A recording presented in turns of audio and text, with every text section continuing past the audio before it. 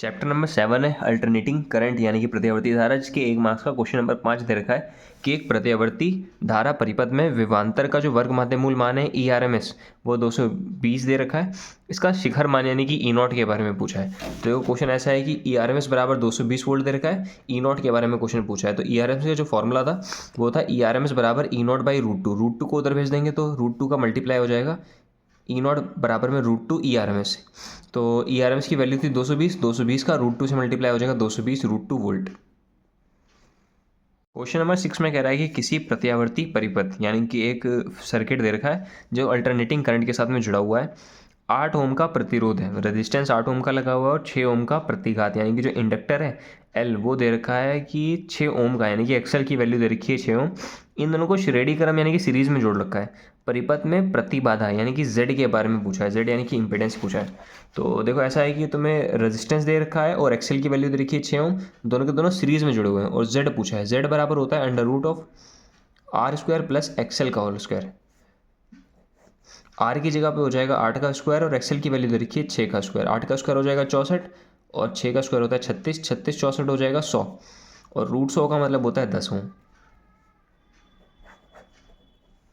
Question number 10 है कि 10 ओम का प्रतिरोध है और 10 हेनरी प्रेरकत्व की एक कुंडली 50 वोल्ट की एक बैटरी से जोड़ी जाती है। 50 वोल्ट की जो बैटरी है ये अल्टरनेटिंग करंट नहीं है, ये एक सिंपल डीसी करंट है। डीसी करंट के साथ में जब इंडक्टर को जोड़ा जाता है तो इंडक्टर वहाँ पर है ही नहीं, मान लो सीधा एक तार जा रहा है बस। तो कुंडली में संचित ऊर्जा के बारे में पूछा है। कुंडली यानी कि जो प्रेरकत्व के अंदर कितनी एनर्जी स्टोर हो गई ये पूछा है। तो देखो एनर्जी का फॉर्मूला होता है ½ Li²। जो इंडक्टर के अंदर एनर्जी स्टोर होती है हाफ से ही है, एल के बारे में पता है 10 है, आई मतलब कि करंट पूछना है, सर्किट में करंट कितना है। अगर ये डीसी सर्किट है, डीसी सर्किट में जब इंडक्टर लगा होता है तो उसे लगाओ ना लगाओ सेम बात है, सीधा तार की तरह से एज्यूम कर सकते हो क्वेश्चन सॉल्व करने के लिए, रियलिटी में वो है। तो 50 ओम का ये और 10 का ये, यहाँ पर जो करंट होगा I इक्वल टू होता है V/R के बराबर। V की जगह पे 50 हो जाएगा और R की जगह पे 10 हो जाएगा। सॉल्व करके आंसर आ रहा है 5 एम्पियर। तो 5 एम्पियर करंट यहाँ रख देते हैं। U बराबर हो जाएगा हाफ, L की जगह पर है 10 और I का स्क्वायर, I की जगह पर 5 है, 5 के स्क्वायर का मतलब हो जाएगा 5 × 5। 2 1 कम 2, 2 पंजे 10, 5 पंजे 25, पंजे 125। U बराबर हो जाएगा 125 जूल। नेक्स्ट क्वेश्चन नंबर 11 दे रखा है कि एक कुंडली के सिरे के बीच 40 वोल्ट का प्रत्यावर्ती वोल्टेज लगाने पर उसके जो मान जा रहा है करंट का वो 80 मिली एम्पियर है। तो कुंडली का प्रेरित प्रतिघात पूछा है। देखो कुंडली जो है प्रेरक लिखा है यानी कि वो इंडक्टर L की बात कर रहा है और प्रतिघात की बात कर रहा है यानी कि उसका प्रतिरोध एक तरीके से। तो कुंडली का जो प्रतिरोध होता है वो एक्सेल होता है। एक्सेल के बारे में पूछा है, वोल्टेज दे रखा है, करंट दे रखा है, तो V = I/R होता है। ये देखो करंट बराबर इतना है, वोल्टेज बराबर इतना है, एक्सेल बराबर पूछा है क्वेश्चन में। V = I/R के बराबर होता है। R का मतलब रेजिस्टेंस होता है, यहाँ पर रेजिस्टेंस की जगह पर एक्सेल है। एक्सेल अगर पूछा है तो I को उधर भेज दो, तो एक्सेल बराबर हो जाएगा V/I। V की जगह पर 40 है और I की जगह पर है 80 मिली। 80 और मिली की जगह पर आता है 10⁻³ तो ये कैंसिल करके हो जाएगा 1/2। 10⁻³ ऊपर लेके जाएंगे तो हो जाएगा 10⁻+3 बटे में 2 +3 का मतलब क्या है, वो 1000 लिखा है, डिवाइड बाई में 2 है, कैंसिल करके आंसर आ जाएगा 500 ओम। क्वेश्चन नंबर 13 है कि एक प्रत्यावर्ती परिपथ में R बराबर 100 ओम है, XL बराबर 300 ओम है और XC बराबर 200 ओम है। यानी कि एक सर्किट है जो RLC वाला सर्किट है और उसमें L की वैल्यू ज़्यादा है और C की वैल्यू कम दे रखी है। आरोपित वैद्युत वाहक बल यानी कि वोल्टेज के बीच में और प्रत्यावर्ती धारा के बीच में जो फेज डिफरेंस यानी कि कलांतर आ रहा है उसके बारे में क्वेश्चन ने पूछा है। तो देखो डायग्राम के हिसाब से ऐसा है कि एक RLC तीनों चीज़ें लगी हुई हैं, सबके प्रतिरोध के बारे में बताया कि R बराबर इतना, XL बराबर इतना, XC बराबर इतना। तो क्वेश्चन में फाई के बारे में पूछा है। देखो ऐसा हल्का सा डायग्राम से याद कर लेते हैं क्या होता है। अगर करंट इधर जा रहा है, बेस मान लेते हैं करंट को, तो रेजिस्टेंस का जो वोल्टेज होता है वो इसी तरफ होता है और जो L का वोल्टेज होता है वो ऊपर की तरफ होता है और C वाले का नीचे की तरफ होता है।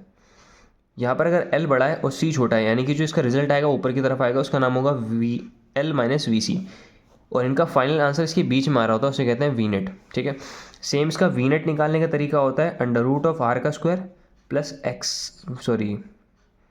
VR² = VL - VC का होल स्क्वायर। इसका अगर Z निकालेंगे इम्पीडेंस, वो होता है √R² प्लस XL - XC का होल स्क्वायर। ठीक है, सिर्फ याद करवाने के लिए हल्का सा बता दिया। इनके बीच में जो एंगल आ रहा होता है ये फाई का एंगल, ये चीज़ है। ठीक है, अगर करंट उधर है फाई का एंगल है तो tan phi बराबर फॉर्मूला था, tan phi बराबर लंब बटे आधार, लंब की जगह पर हो जाएगी ये चीज़ जो कि है VL - VC डिवाइड बाई आधार की जगह पे हो जाएगा VR। ठीक है, लेकिन यहाँ पर वोल्टेज नहीं दे रखा क्वेश्चन में, प्रतिघात के बारे में बात दे रखा है, रेजिस्टेंस दे रखा है, वोल्टेज दे रखा है, सॉरी वोल्टेज नहीं दिया, रेजिस्टेंस दे रखा है, तो इन सब में से अगर करंट को बाहर कॉमन लेके निकाल देंगे तो यानी कि 10 का जो फॉर्मूला बनेगा प्रतिरोध के टर्म में वो बनता है XL minus XC divide by R. XL दे रखा है क्वेश्चन में 300, एक्सी दे रखा है 200, डिवाइड बाई आर की जगह पे हो जाएगा 100। 300 में से 200 माइनस करके बचने वाले हैं 100, और नीचे डिवाइड में भी है 100, दोनों को कैंसिल करने के बाद आंसर आएगा 1। और 10 में 1 जो आता है वो 45 पे आता है, तो फाई इक्वल टू हो जाएगा 45 डिग्री। नेक्स्ट क्वेश्चन नंबर 14 दे रखा है किसी प्रत्यावर्ती धारा का शिखर मान जिसकी आई नॉट की वैल्यू है किसी करंट की वो 10√2 एम्पियर है, धारा का वर्ग माध्य मूल मान यानी कि IRMS की वैल्यू के बारे में क्वेश्चन में पूछा है। ठीक है, देखो आई नॉट बराबर इतना है, IRMS पूछा है। IRMS और आई नॉट के बीच में जो रिलेशन है वो ऐसा होता है, देखो IRMS बराबर रूट आई नॉट बराबर √2। ठीक है, इसकी जगह पे दे रखा है क्वेश्चन में 10√2 और डिवाइड में एक और √2 है, √2 कैंसिल हो जाएगा, IRMS बराबर आ जाएगा 10 एम्पियर। अगला क्वेश्चन दे रखा है कि एक घर का जो मेन सप्लाई है उसमें 220 वोल्ट और 50 हर्ट्ज की चिन्ह लिखा हुआ है, मतलब कि साइन में लिखा हुआ है कि 220 वोल्ट है और 50 हर्ट्ज है। तो इसका ताक्षणिक वोल्टेज का समीकरण के बारे में पूछा। देखो अगर वोल्टेज का समीकरण जो होता है AC सर्किट में घर की सप्लाई में वो V=V0 साइन ओमेगा टी के बराबर में होता है। तो V=V0 लिखा जाता है। अगर घर की जो सिन में ये लिखा हुआ 220 वोल्ट, ये 220 वोल्ट जो है वोल्टेज का पीक वैल्यू नहीं है, ये VIRMS है, VRMS है, यानी कि रूट मीन स्क्वायर वैल्यू दे रखी है। और ये जो 50 हर्ट्ज है ये फ्रीक्वेंसी दे रखी है, जो इसकी फ्रीक्वेंसी है वो 50 हर्ट्ज है। तो इससे कैसे निकालेंगे देखना, V फॉर्मूले में लिखा जाता है V0 साइन ओमेगा टी। ठीक, सबसे पहले तो V0 निकाल लेते हैं। ये जो वैल्यू दी है ये V0 की नहीं है, VRMS की है। VRMS से V0 निकालने का तरीका जो था वो ऐसा था, देखो VRMS बराबर में होता है V0 डिवाइड बाई √2। यहाँ से V0 बराबर हो जाएगा √2 टाइम्स ऑफ VRMS।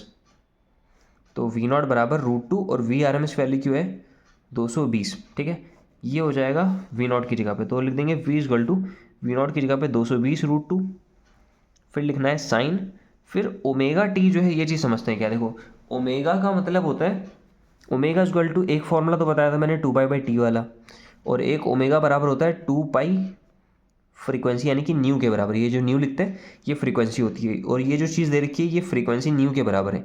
न्यू लिखा हो या एफ लिखा हो सेम चीज़ है, फ्रीक्वेंसी की बात कर रहा है।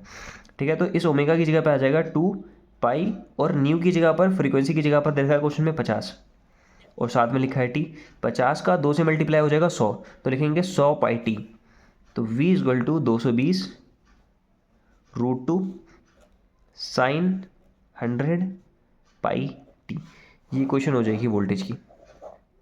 नेक्स्ट क्वेश्चन नंबर 17 दे रखा है कि एक प्रत्यावर्तिज विभव, प्रत्यावर्ती यानी कि AC वाला वोल्टेज दे रखा है कि E=240 √2 साइन 300πT वोल्ट है, और प्रत्यावर्ती धारा स्रोत की आवृत्ति, आवृत्ति मतलब फ्रीक्वेंसी पूछी है, और वर्ग माध्य मूल मान यानी कि ARMS, दो चीज़ें पूछी है।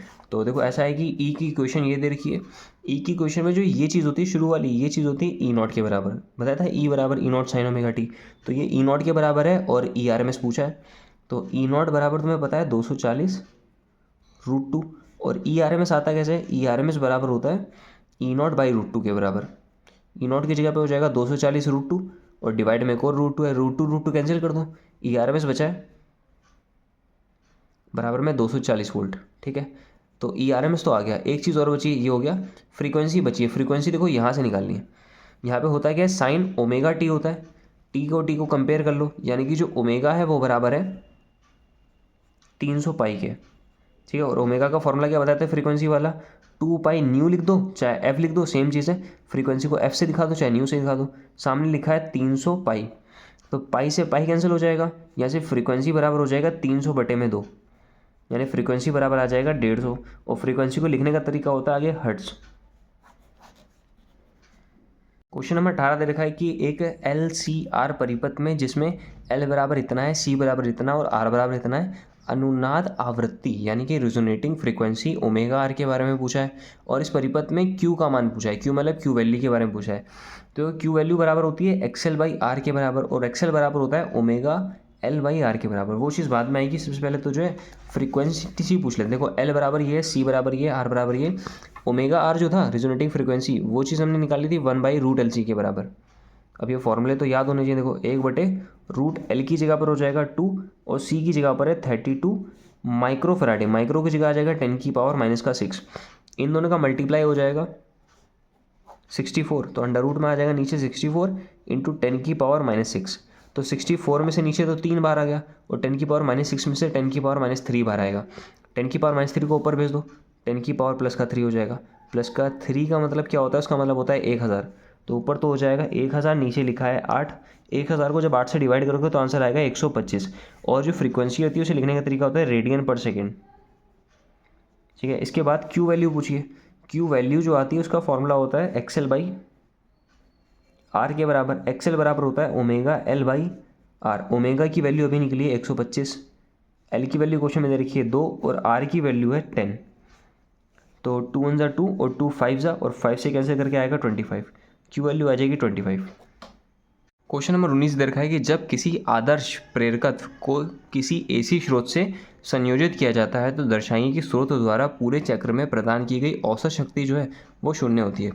देखो, एक आदर्श प्रेरकत्व का मतलब है कि एक इंडक्टर लगा है और वो प्योर इंडक्टर है और वो AC स्रोत के साथ, नहीं कि AC सर्किट के साथ में जुड़ा हुआ है, तो जो उसमें शक्ति का इस्तेमाल होता है वो शक्ति 0 होती है। ये चीज़ प्रूव करना है। तो देखो, अगर एक इंडक्टर है और वो प्योर इंडक्टर है और AC सोर्स से जुड़ा हुआ है तो इसका करंट इधर की तरफ होगा, जो वोल्टेज है वो ऊपर की तरफ होगा। करंट की वैल्यू होगी IRMS और वोल्टेज की होगी VRMS। और ऐसा सीन है कि जो इनकी जो पावर होती है, पावर का फॉर्मूला होता है VI VRMS IRMS और लिखते हैं cos फाई। cos फाई का मतलब होता है दोनों के बीच में एंगल। दोनों के बीच में एंगल जो है वो आ रहा है π/2 का, तो फाई की जगह पे π/2 हो जाएगा। ये चीज़ होगी cos φ/2। और इसकी जगह पे होता है 0, तो इस पूरे का मल्टीप्लाई हो जाएगा 0, तो पावर बराबर आ जाएगी 0। और नेक्स्ट क्वेश्चन में देखा है कि 100 मिली हेनरी प्रेरकत्व की कुंडली में 50 हर्ट्ज आवृत्ति की प्रत्यावर्ती धारा प्रवाहित हो रही है। कुंडली का प्रेरण प्रतिघात यानी कि एक्सेल के बारे में पूछा है। तो देखो, एल की वैल्यू दे रखी है, फ्रीक्वेंसी दे रखी है, एक्सेल पूछा है। एक्सेल का फॉर्मूला होता है ω/L के बराबर। ω/L, ओमेगा नहीं पता, लेकिन ओमेगा का फॉर्मूला होता है 2πν फ्रीक्वेंसी इंटू एल के बराबर। तो एक्सेल बराबर हो जाएगा 2 की जगह 2 और पाई की जगह पे हो जाएगा 3.14। फ्रीक्वेंसी दे रखी है क्वेश्चन में 50 इंटू एल की जगह पे दे रखा है 100 इंटू 10⁻³ हो जाएगा। ठीक है, इस पूरे को सॉल्व करने के बाद जो फाइनल आंसर आएगा वो हो जाएगा 31.1 ओम। 2 मार्क्स का पहला क्वेश्चन दे रखा है कि 0.2 वेबर पर मीटर स्क्वायर के चुंबकीय क्षेत्र यानी कि जो मैग्नेटिक फील्ड की वैल्यू दे रखी है, इतनी मीटर स्क्वायर पृष्ठ क्षेत्रफल यानी कि एरिया दे रखा है, एक आयताकार कुंडली 20 रेडियन पर सेकेंड के नियत कोणीय वेग मतलब कि ओमेगा से घूम रही है, उसकी अधिकतम जो है तुमसे वैद्युत वाग बल के बारे में पूछा है, यानी कि E0 के बारे में पूछ रहा है। तो ऐसे करके वो AC जनरेटर जो पड़ा था, ऐसे करके जनरेटर होता है, गोल गोल घूमता है, तो इसका EMF जो बनता है E=E0 sin ω t होता है। और E0 की जो वैल्यू होती है ये होती है NBA ओमेगा के बराबर। N का मतलब नंबर ऑफ फेरे, तो क्वेश्चन में कुछ नहीं दिया, मतलब कि 1 होगा। B की जगह पे हो जाएगा 0.2, एरिया की जगह पर है 10 और मीटर सेंटीमीटर का स्क्वायर है। देखो, अगर 1 सेंटीमीटर होता, इसे मीटर में चेंज करना पड़ता तो 10⁻² से मल्टीप्लाई करते, लेकिन यहाँ पर 2 सेंटीमीटर है, सेंटीमीटर और सेंटीमीटर, क्योंकि सेंटीमीटर का स्क्वायर है, तो यहाँ पर 10⁻⁴ से मल्टीप्लाई करना पड़ेगा। और मल्टीप्लाई में आ रहा है ओमेगा, ओमेगा का मतलब है 20। ठीक, तो देखो यहाँ से पॉइंट हटा के नीचे 0 बनेगा, 0 से 0 कैंसिल हो गया। इसका मल्टीप्लाई हो जाएगा 40 मल्टीप्लाई 10⁻⁴ वोल्ट। यहाँ भी छोड़ सकते हो, या तो इसे लिख सकते हो कि 4 इंटू 10⁻³ वोल्ट, या कह सकते हो 4 मिली वोल्ट। तो सेकंड क्वेश्चन दे रखा है कि 220 वोल्ट आपूर्ति से किसी आदर्श ट्रांसफार्मर की प्राथमिक कुंडली द्वारा उस समय कितनी धारा ली जाती है कि जब 110 वोल्ट और 550 वाट के किसी रेफ्रिजरेटर को शक्ति प्रदान करनी है। तो देखो, ऐसा है कि इनपुट में कोई ट्रांसफार्मर है जिसमें से 220 वोल्ट का मतलब इधर से इनपुट दिया जा रहा है, और इसमें कितना करंट दिया जाए, इनपुट की साइड से कितना करंट दिया जाए कि आउटपुट में एक रेफ्रिजरेटर चलाना है। ठीक है, और रेफ्रिजरेटर के ऊपर लिखा है कि 550 वाट का उसमें पावर होनी चाहिए और 110 वोल्ट की करंट जब जाएगा तो इतने मतलब वोल्ट की जो है पावर देगा। तो ऐसा होता है कि देखो, ट्रांसफार्मर में इनपुट की पावर और आउटपुट की पावर जो होती है वो हमेशा सेम होती है एक आइडियल ट्रांसफार्मर के लिए। तो अपनी कंडीशन में देखो, वोल्टेज दे रखा है इनपुट का और ये जो पावर है सेकेंडरी साइड की है। तो ऐसा है कि जो इनपुट की पावर होती है वो इक्वल होती है आउटपुट की पावर के। इनपुट की पावर का फॉर्मूला होगा P=VI आउटपुट पावर दे रखी है 550, क्योंकि रेफ्रिजरेटर चलाना है आउटपुट में, वो 550 है। वोल्टेज दे रखा है इनपुट का 220 वोल्ट, और ये करंट पूछा है कि इनपुट से कितना करंट देना पड़ेगा, इनपुट से कितना करंट देना पड़ेगा, ये है 550। तो I बराबर हो जाएगा 550 डिवाइड बाय 220, ये दोनों कैंसिल हो जाएगा, ऊपर 5 से और नीचे 2 से, तो ये हो जाएगा 2.5 एम्पियर। क्वेश्चन नंबर 3 में कह रहा है कि प्रतिवर्ती धारा के किसी परिपथ में एक प्रतिरोध तथा एक कुंडली श्रेणी क्रम में जुड़ी हुई है, यानी कि एक रजिस्टर है और एक जो इंडक्टर, दोनों सीरीज में जुड़े हुए हैं। यदि इस परिपथ में 130 वोल्ट का विभव लगाया जाता है, यानी कि टोटल जो वोल्टेज लगा है वी नेट वो 130 का लगा है, उसमें प्रतिरोध के सिरों पे 50 वोल्ट है, तो तुमसे पूछा है कि इंडक्टर के क्रॉस जो वोल्टेज होगा वो पूछा है तुमसे। तो देखो ऐसा है कि जो टोटल वोल्टेज है वो 130 है और वी आर के क्रॉस 50 है, वी एल के क्रॉस पूछा है। तो ऐसा होता है, याद है कि जब वी आर और एल वाले सर्किट जो होते हैं तो आर का वोल्टेज इधर होता है और एल का वोल्टेज ऊपर की तरफ होता है वी एल, इसका जो नेट आता है वो उसके बीच में आता है, उसका नाम होता है वी नेट। ठीक है, क्वेश्चन में वी नेट यानी कि ये चीज़ दे रखी है, ये चीज़ कड़ जो है वी नेट बराबर 130 है और जिसका लंब होगा वी एल उसे यहाँ पे लगा देते हैं। ये वी एल क्वेश्चन में पूछा है और ये जो आधार है इसका वी आर क्वेश्चन में 50 दे रखा है। तो एक ट्रायंगल बना है, इस ट्रायंगल में इसका कड़ 130 दे रखा है, आधार 50 है और लंब के बारे में यानी कि वी एल के बारे में पूछा है। तो ऐसा होता है, देखो लंब निकालने के लिए कड़ का स्क्वायर बराबर लंब स्क्वायर प्लस आधार स्क्वायर वाला जो फॉर्मूला होता है वहीं से आ जाएगा वी एल का स्क्वायर इक्वल टू 130 का स्क्वायर माइनस का 50 का स्क्वायर। तो ए स्क्वायर माइनस बी स्क्वायर लगा दो, एक बार हो जाएगा ए प्लस बी, एक बार हो जाएगा ए माइनस बी। तो इन दोनों को जोड़ने पे आने वाला 180 और दोनों को माइनस करके आ जाएगा 80। और यहाँ पर लिखा था वी एल का स्क्वायर, स्क्वायर को जब उधर भेजते हैं तो वहाँ पे बन जाता है अंडर रूट ऑफ 180 मल्टीप्लाई में 80। तो इन्हें सॉल्व करने के बाद आंसर आने वाला है 120 वोल्ट। क्वेश्चन नंबर 5 में कह रहा है कि 0.1 हेनरी के प्रेरकत्व तथा 30 ओम प्रतिरोध के श्रेणी क्रम में V वोल्ट इतने वोल्ट की प्रतिवर्ती वोल्टेज से जोड़ा हुआ है, यानी कि एक तो इंडक्टर है, दूसरी चीज़ हमारा रजिस्टर है, दोनों को जो है सीरीज़ में जोड़ रखा है और उतने वोल्टेज का AC सर्किट दे रखा है। इस परिपथ में सबसे पहले तुम्हें जो है प्रेरकत्व की प्रतिबाधा यानी कि एक्सेल के बारे में बताना है, प्रतिबाधा यानी कि Z के बारे में बताना है और शिखर मान बताना है करंट का यानी कि I नॉट, और वोल्टेज और धारा के बीच में जो कलांतर होगा फाई यानी कि फेज डिफरेंस वो बताना है। तो देखो हल्का सा डायग्राम समझ लेते हैं। एल बराबर इतना, आर बराबर इतना है, AC सोर्स से जुड़ा हुआ जिसका वोल्टेज ऐसे दे रखा है। एक्सेल पहले पता करना है, तो एक्सेल बराबर होता है ओमेगा इंटू एल के बराबर। तो यहाँ पर देखना क्या है, साइन ओमेगा टी होता है, V equal to V naught sine omega t. तो ओमेगा की जगह पर आ रहा है 400, तो ओमेगा की जगह पर आ जाएगा 400, एल की जगह पर दे रखा है 0.1, तो यहाँ से पॉइंट हटा के नीचे 0 बनता है, एक जीरो से एक जीरो कैंसिल कर दो, आंसर बचेगा 40 ओम। तो एक्सेल बराबर तो आ गया 40 ओम, पहला पॉइंट क्लियर 40। और z पूछा है, z का मतलब होता है under root of R square plus का एक्सेल का होल स्क्वायर। आर की जगह पे दे रखा है 30 का स्क्वायर प्लस में एक्सेल की जगह पे आ जाएगा 40 का स्क्वायर। 30 का स्क्वायर हो जाएगा 900 और 40 का स्क्वायर हो जाएगा 1600। 900 और 1600 मिला के हो जाएगा 2500। z बराबर में हो जाएगा अंडर रूट ऑफ 2500। 2500 जो रूट है वो हो जाएगा 50 का, तो z बराबर भी आ गया 50 ओम। अब करंट का शिखर मान यानी कि आई नॉट पूछा है। देखो आई नॉट के लिए तो आई आर एम एस वाला फॉर्मूला था, वो अगर नहीं देखा तो आई नॉट बराबर होता है वी नॉट अपॉन में जेड। तो आई नॉट बराबर वी नॉट की जगह पर ये चीज़ हो जाएगी, V is equal to V naught sine omega t, तो 10 आ जाएगा। और जेड का मतलब इंपिडेंस जो था प्रतिबाधा वो दे रखी है 50, सॉल्व करके आ जाएगा 1/50 यानी कि 0.2 एम्पियर। सेकेंड पॉइंट भी क्लियर हो गया 0.2। फाई पूछा है, फाई का मतलब कलांतर होता है, ये 10 फाई के बारे में पूछ रहे हैं। 10 फाई कैसे निकलेगा, देखो एल का जो वोल्टेज होता है ऊपर की तरफ होता है उसे वी एल कहते हैं, जो आर का वोल्टेज होता है वो इस तरफ होता है उसको वी आर कहते हैं। ठीक, तो वी आर इधर की तरफ आएगा, वी एल ऊपर की तरफ आएगा, इनका जो रिजल्ट आने वाला है वो बीच में आएगा, उसका नाम हो जाएगा वी नेट। ये वी एल को यहाँ खिसका के लगा दो, ये हो जाएगा वी एल, ये चीज़ है फाई। तो देखो 10 फाई बराबर होता है लंब यानी कि वी एल बटे में आधार यानी कि वी आर। वोल्टेज एल का और आर का तो नहीं पता, यानी कि ऊपर होगा आई मल्टीप्लाई एक्सएल, नीचे होगा आई मल्टीप्लाई आर। आई से आई कैंसिल हो जाएगा, एक्सएल बराबर दे रखा है क्वेश्चन में 40 और आर की जगह क्वेश्चन में दे रखा है 30। इन दोनों में से 0 0 कैंसिल हो जाएगा, बटेगा 4/3। तो 10 में 4/3 वाली कोई वैल्यू नहीं होती है, अगर यहाँ से फाई निकालोगे तो 10 उधर जाएगा और वो 10 हो जाएगा 10 की पावर -1 यानी कि 10 इनवर्स 4/3। क्वेश्चन नंबर 3 मार्क्स का पहला क्वेश्चन है 4 नंबर कि एक सर्किट दे रखा है ऐसे करके, एक AC सोर्स है, इंडक्टर है, कैपेसिटर है और रजिस्टर, तीनों RLC सर्किट है। ये जो AC सोर्स से जुड़ा हुआ, पहले पॉइंट में पूछा है कि प्रेरकीय तथा धारितीय प्रतिघात पूछा है, और सेकंड में अनुनाद की स्थिति में उसकी आवृत्ति यानी कि ओमेगा आर के बारे में पूछा है, और अनुनाद की स्थिति में प्रतिबाधा यानी कि जेड के बारे में पूछा है। देखो सबसे पहले एक एक करके पॉइंट क्लियर करते हैं। तो फर्स्ट पॉइंट में एक्सेल पूछा है, एक्सेल बराबर होता है ओमेगा मल्टीप्लाई में एल।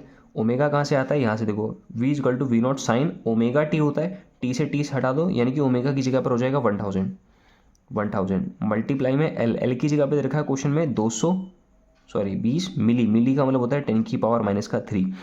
10⁻³ नीचे जाके 10⁻+3 होगा, ये और ये पूरा कैंसिल हो जाएगा, यानी कि एक्सएल बराबर में आने वाला है 20 ओम के।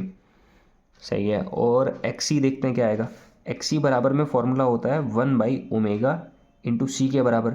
1/ω की जगह पर हो जाएगा 1000 और सी दे रखा है 2 माइक्रो। माइक्रो की जगह हो जाएगा 10⁻⁻6। 10⁻⁻6 ऊपर जाएंगे तो हो जाएगा 10⁻+6 और ये है 10⁻+3, ऊपर जाके हो जाएगा -3 डिवाइड बाई में 2। तो ऊपर तो हो गया 10⁻3/2। 10⁻3 का मतलब होता है 1000 डिवाइड बाई 2। इनको कैंसिल करके आंसर आने वाला है एक्सी बराबर में 500। ठीक है, एक्सएल एक्सी दोनों चीज़ आ गए, पहला पॉइंट क्लियर हो गया। सेकंड में क्या कहा है कि अनुनाद की स्थिति, यानी कि अगर वोल्टेज वी, ये वाला वोल्टेज वी आर और वी सी दोनों आपस में इक्वल हो गए तो वो कंडीशन निकलाती है अनुनाद की स्थिति। उस टाइम पे ओमेगा आर जो होता है वो होता है 1/√LC के बराबर। 1/√L की जगह पर हो जाएगा 20 इंटू 10⁻⁻3, ठीक, मिली की जगह पे, और सी की जगह पर है 2 मल्टीप्लाई 10⁻⁻6। तो ओमेगा आर इजगल टू क्या होने वाला है कि 1/√20 का इससे मल्टीप्लाई हो जाएगा 40। क्या लिख सकते हो, 4 × 10 और 10⁻, एक है -3 और एक है 10⁻⁻6। तो 1/√4 में से 2 बाहर आ जाएगा, यहाँ पर 10⁻⁻3 और -6 का मतलब हो जाएगा 10⁻⁻9 और ये एक 10⁻+1 है। इनको सॉल्व करके बचेगा 10⁻⁻8। -8 में से रूट से जब बाहर निकालोगे तो 10⁻+4 आएगा। इसे ऊपर लेके चले आओ तो हो जाएगा 10⁻+4 डिवाइड बाई में हो जाएगा 2। तो ओमेगा आर इजगल टू हो जाएगा 10 मल्टीप्लाई 10⁻3 डिवाइड बाई 2। 4 को ब्रेक कर लिया, एक 10 अलग निकाल लिया और 10⁻3, देखो पावर 1 है, दोनों को जोड़ के दोबारा वही हो जाएगा। और यहाँ 2 1 2 और 2 5 10 हो जाएगा, तो ये हो जाएगा 5 इंटू 10⁻3 रेडियन पर सेकेंड। ठीक, और एक चीज़ और बची है जेड। रिजोनेंस की कंडीशन में होता है क्या है, जो जेड होता है वो आर के बराबर होता है, और आर बराबर कितना दे रखा है, 1 किलो ओम।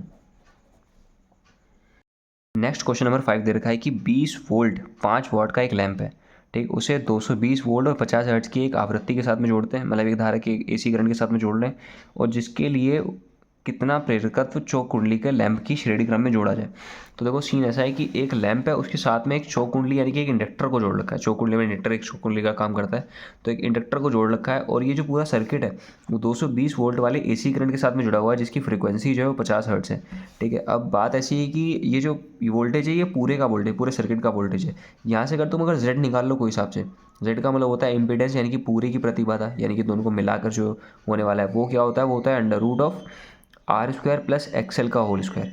तो क्वेश्चन में एक्सएल से आ जाएगा एल, क्वेश्चन में एल के बारे में पूछा है कि एल बताओ कितना होने वाला है, तो एल एक्सएल से आ जाएगा, तो मैं एक्सएल पता कर लो। देखो अगर जेड पता चल गया, आर तो पता ही है कि बल्ब के, देखो वोल्टेज पता है, पावर पता है, यहाँ से आर निकाल लोगे, क्योंकि पावर बराबर होता है V² अपॉन आर। यहाँ से आर बराबर हो जाएगा V² अपॉन पी। ठीक है, तो आर बराबर हो जाएगा V², वी का मतलब है 20 का स्क्वायर, 20 का स्क्वायर का मतलब 20 मल्टीप्लाई 20, और पावर की जगह पे हो जाएगा 5, 5 1 5, 5 4 20, इन दोनों का मल्टीप्लाई हो जाएगा 5 2 80, यानी कि 80 ओम आ जाएगा इसका रेजिस्टेंस। तो रेजिस्टेंस तो पता है, ये कोई हिसाब से जेड पता कर लो तो एक्सएल आ जाएगा। ठीक, जेड कैसे निकलेगा, जेड निकल जाएगा अगर पूरे सर्किट का, जेड का मतलब प्रतिरोध एक तरीके का V = I × R होता है। ठीक है, और ये जो आर है यही चीज़ इंपेडेंस यानी कि जेड है, प्रतिबाधा, और जेड बराबर होगा V/I। वोल्टेज तो पूरे का दे रखा है 220, आई पता कर लो, आई का मतलब है सर्किट में कितना करंट जा रहा है। ठीक, तो सर्किट में करंट कैसे पता करेंगे, सर्किट में करंट पता करने का एक तरीका हो सकता है कि जो लैंप में करंट जा रहा है वो पता कर लेते हैं। देखो लैंप का रेजिस्टेंस पता है, ठीक है, और लैंप का वोल्टेज भी पता है, यहाँ से करंट आ जाएगा, क्योंकि करंट I = हो जाएगा, या पावर से निकाल लो P/V, क्योंकि P = VI के बराबर होता है। तो बल्ब की पावर है 5 और जो वोल्टेज है वो दे रखा क्वेश्चन में 20, इनको सॉल्व करके आएगा 0.25 एम्पियर। तो इतना एम्पियर जो है करंट जा रहा है इसमें से, लैंप में से। अगर लैंप से जितना जाएगा उतना ही तो इससे जाएगा, क्योंकि ये श्रेणी क्रम है, यानी कि पूरे सर्किट से ही सेम जाने वाला है, क्योंकि सीरीज में जो है दोनों में करंट सेम होता है। तो करंट की वैल्यू पता चल गई, तो यहाँ से Z बराबर होगा V/I। वोल्टेज जो पूरे सर्किट का है वो है 200, और जो पूरे सर्किट का करंट है वो है 0.25। यहाँ से इसे हटा दो, ऊपर 2 0 बनेंगे, इनको सॉल्व करने के बाद Z बराबर हो जाएगा 800 ओम। तो Z पता चल चुका है, ठीक है, R पता है, इसे यहाँ पर भेज दो, हो जाएगा Z² बराबर में R² प्लस में एक्सएल का होल स्क्वायर। R² को उधर भेज दो तो एक्सएल का होल स्क्वायर इक्वल हो जाएगा Z² माइनस का R²। Z की जगह पे हो जाएगा 800 का स्क्वायर माइनस R की जगह पे हो जाएगा 80 का स्क्वायर, एक्सएल का होल स्क्वायर। तो ये चीज़ सॉल्व करने के बाद आंसर आने वाला है 6333600। इसका स्क्वायर कर देना, फिर इसका स्क्वायर कर, दोनों को मैच कर दो अपने पे। वीडियो में टाइम लेंथ ज़्यादा बड़ी हो जाती है, इसलिए कैलकुलेशन थोड़ी सी तुम्हारे लोगों के ऊपर छोड़ रहा हूँ, ठीक है। स्क्वायर को इधर भेजोगे तब रूट बन जाएगा, स्क्वायर इधर भेजने पे रूट बनेगा, और इसका रूट सॉल्व करके आंसर आएगा 795.99, ठीक है। तो z भी पता चल चुका, एक्सेल पता चल गया। अब एक्सेल बराबर होता है क्या, एक्सेल बराबर होता है ओमेगा इंटू एल के बराबर, और ओमेगा होता है 2 पाई फ्रीक्वेंसी यानी कि न्यू इंटू एल। अगर ये एल पता करना है तो 2 पाई फ्रीक्वेंसी को नीचे भेज दो, तो एल बराबर हो जाएगा एक्सेल डिवाइड बाई 2 पाई और न्यू। एक्सेल की जगह पे हो जाएगा 795.99, यानी कि तुम 796 भी कह सकते हो अप्रॉक्सीमेट, ठीक। तो 2 इंटू पाई की जगह पे हो जाएगा 3.14, और फ्रीक्वेंसी क्वेश्चन में दे रखी है 50 हर्ट्ज, तो उसकी जगह पे हो जाएगा 50। ये सॉल्व करने के बाद आंसर आने वाला है 2.54 हेनरी। देखो नेक्स्ट क्वेश्चन में दे रखा है कि एक सर्किट है जिसमें इसका रेजिस्टेंस पता है, वी आर इसका वोल्टेज पता है, और सी वाले का भी वोल्टेज पता है। और एक चीज़ दिख रही है, देखो एल वाला और सी वाले का जो वोल्टेज है वो इक्वल है, यानी कि जो ये कंडीशन है ये अनुनाद की कंडीशन बननी है, यानी कि रेजोनेंस की कंडीशन बननी है, ठीक है। और वोल्टेज का इक्वेशन ये दे रखी है। सबसे पहले पूछा है कि प्रतिरोध पर विभव पूछा है, यानी कि जो ये वोल्टेज है इसके क्रॉस कितना वोल्टेज होने वाला है, इसके क्रॉस कितना वोल्टेज होगा प्रतिरोध के, वो पूछा है। देखो अगर अनुनाद की कंडीशन बननी है तो जितना भी वोल्टेज है वो सारा का सारा इसी के क्रॉस है, तो वोल्टेज कितना है 200 वोल्ट का, क्योंकि V equal to V naught sine omega t के बराबर होता है। तो ये जितना भी है वो सब कुछ जो है सब कुछ इसी के क्रॉस है, तो यानी कि जो वोल्टेज प्रतिरोध के क्रॉस होगा वो होगा 200, ठीक है। और चलो करके देख लेते हैं कैसा सीन है। तो ऐसा होता है, जो टोटल वोल्टेज होता है V, वो होता है under root of V R का स्क्वायर प्लस में V L minus V C का होल स्क्वायर। तो V L minus V C की जो वैल्यू है वो 180 माइनस 180 है, इसकी वैल्यू तो जीरो हो जाएगी, और वी आर का स्क्वायर करना है, तो ये तो पता करना है वी आर का स्क्वायर, और जो टोटल वोल्टेज है वो कितना है 200 के बराबर। यहाँ से इसे वहाँ पर भेज दो तो बन जाएगा 200 का square equal to V R का स्क्वायर, स्क्वायर से स्क्वायर कट जाएगा, यानी कि वी आर इजगल टू हो जाएगा 200 वोल्ट, ठीक है। तो जितना भी है सब कुछ इसी के क्रॉस है, तो इसका ये तो पता चल गया। सेकंड चीज़ है परिपथ में धारा पूछी है, तो पूरे सर्किट में जो करंट होने वाला है वो आई नॉट के बराबर होगा, क्योंकि जब अनुनाद की कंडीशन होती है उस टाइम पे जो करंट होता है वो मैक्सिमम होता है।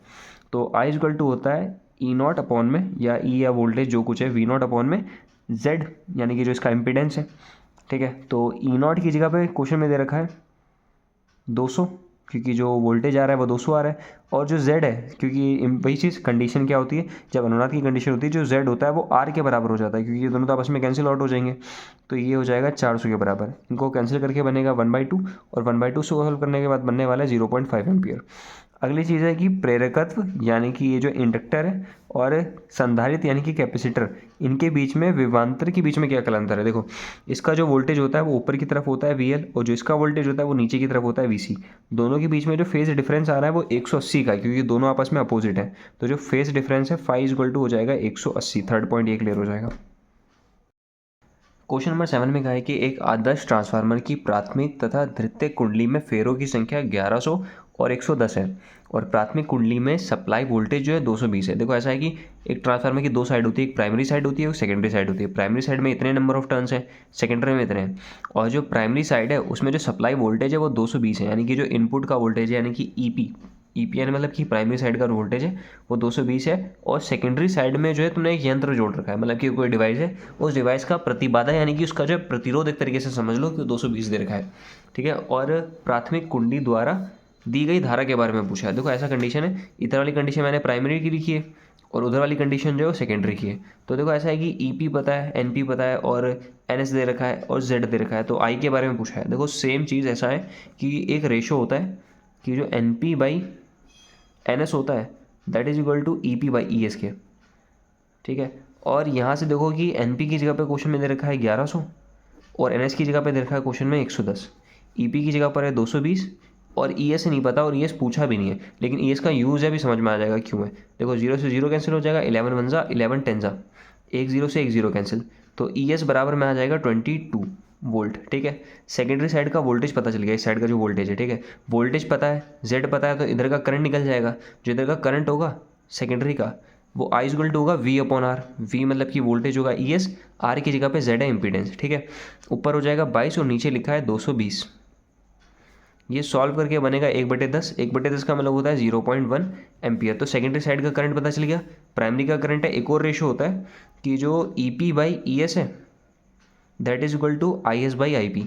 करंट का उल्टा रेशो होता है, ठीक है। और यहाँ से तुम्हें आई पी पता करना है। देखो ई पी की जगह पे हो जाएगा 220, ई एस की जगह पे अभी निकाला तुमने 22, तभी कहा था ये यूज़ आने वाला है, यहाँ भी यूज़ आया, यहाँ भी यूज़ आया। और आई एस की जगह पे क्वेश्चन में दे रखा है भी 0.1 और आई पी पूछा है तो 21, 22 वन सा 22, 22 टेंजा पे कट रहा है, ठीक है। आई पी को उधर भेज दो, 10 को इधर भेज दो, तो आई पी बराबर में हो जाएगा 0.1 डिवाइड बाई 10। डिवाइड बाई 10 का मतलब है कि एक के बाद और खिसका दो पॉइंट को, तो आई पी बराबर हो जाएगा 0.01 एम्पियर।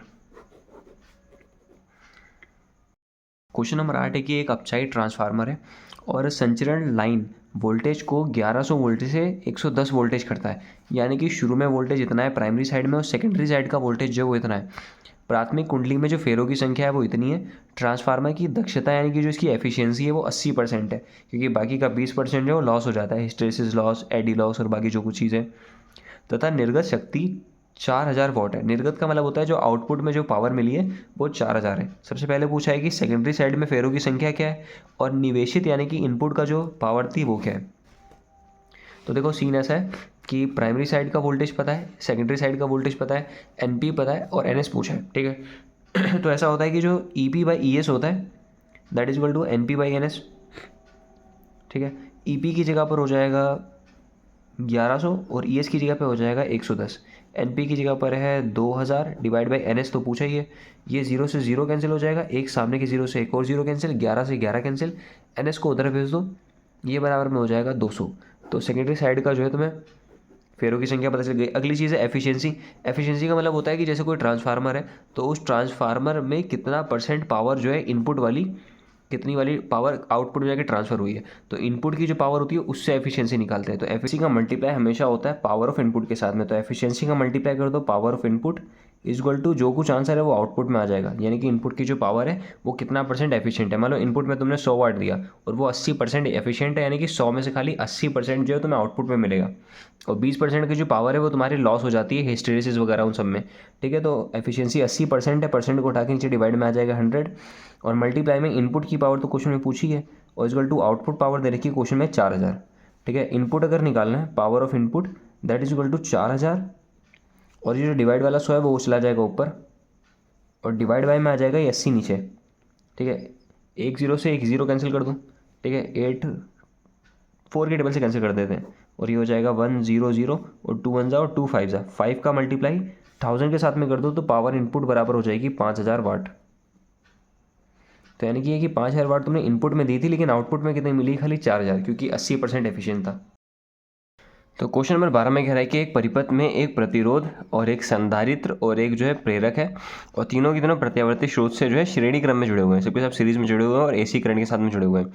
इनके सिरों के बीच का जो विभवांतर है, इसके क्रॉस का विभवांतर, इसका और इसका जो वोल्टेज दे रखा है वो 40, 20 और 50 है, 40, 20 और 50 है। और प्रत्यावर्ती स्रोत का वोल्टेज यानी कि जो इसका पूरा का पूरा परिपथ है, इस पूरे का टोटल वोल्टेज यानी कि वी नेट कितना होगा ये पूछा है, तथा परिपथ का शक्ति गुणांक के बारे में पूछा है। सबसे पहले तो देखो वी नेट बता कर लेते हैं। तो ऐसा होता है, देखो जो रेजिस्टेंस होता है उसका वोल्टेज इसी तरफ होता है, फेजर इसका अगर बनाएंगे, और कैपेसिटेंस का जो होता है पीछे जा रहा होता है और जो इंडक्टर होता है उसका ऊपर की तरफ होता है वी एल। तो इनका रिजल्ट जो बनाएंगे देखो ऐसा होगा कि वी आर उस तरफ हो जाएगा, वी एल ऊपर की तरफ होगा और वी सी जो है वो नीचे की तरफ होगा। क्योंकि देखो वी एल की वैल्यू बड़ी है और वी सी की छोटी है तो जो नेट आंसर आने वाला है वो ऊपर आएगा, उसका नाम हो जाएगा वी एल माइनस वी सी। देखो इन दोनों को हटा के वी एल और वी सी को हटा के ऊपर आएगा वी एल माइनस वी सी और इन दोनों का जो रिजल्ट होगा वो इनके बीच में आने वाला है, उसे कहेंगे वी नेट। और वी नेट का जो फॉर्मूला होगा वी नेट ये बराबर हो जाएगा under root of V R का स्क्वायर प्लस में V L minus V C का होल स्क्वायर, ठीक है। देखो under root of V R का मतलब कितना है 40 का स्क्वायर प्लस में लिखा है XL V L minus V C का, वी एल की वैल्यू है 50 और वी सी की वैल्यू है 20, इस पूरे का लिखा है होल स्क्वायर। तो 50 में से 20 को माइनस करके बचेगा 30, तो यहाँ पर हो जाएगा अंडर रूट ऑफ 40 का स्क्वायर प्लस में 30 का स्क्वायर। 40 का स्क्वायर हो जाएगा 1600, अंडर रूट ऑफ 1600 और 30 का स्क्वायर हो जाएगा 900। 1600 और 900 को जोड़ के आंसर आने वाला है 2500, तो इसके बीच में आ जाएगा 2500 और 2500 जो रूट होता है वो होता है 50 का, तो वी नेट बराबर तो आ गया 50। सेकंड चीज़ पूछी थी क्वेश्चन में परिपथ का शक्ति गुणांक। शक्ति गुणांक का मतलब क्या होता है, देखो अगर शक्ति का जो फॉर्मूला है पावर का वो होता है V R M S IRMS और cos फाई, और जो ये cos फाई है इसे कहते हैं पावर फैक्टर या शक्ति गुणक। तो cos फाई के लिए तुम्हें फाई की जरूरत है, और फाई का मतलब क्या होता है कि करंट के बीच में और जो नेट वोल्टेज है उनके बीच में जो एंगल होता है ये फाई कहलाता है, ठीक है। और cos की वैल्यू कैसे आएगी, देखो cos जो होता है लाल बटे का अक्का अगर देखोगे तो वहाँ पर cos यहाँ पर आता है, cos का फॉर्मूला बनेगा आधार बटे कड़, ठीक है। तो cos फाई बराबर में हो जाएगा आधार, आधार की जगह पर क्या होगा बेस, ये चीज़ VR बटे में कड़ का मतलब होता है ये चीज़, और ये चीज़ है वी नेट, तो वी नेट बराबर हो जाएगा ऐसे वी नेट। तो देखो वी आर की जो वैल्यू थी वो थी 40 और वी नेट की वैल्यू आई है 50, तो 0 से 0 कैंसिल कर दो, cos फाई बराबर में आ जाएगा 4/5। ये से अगर सॉल्व करोगे तो आंसर हो जाएगा 0.8।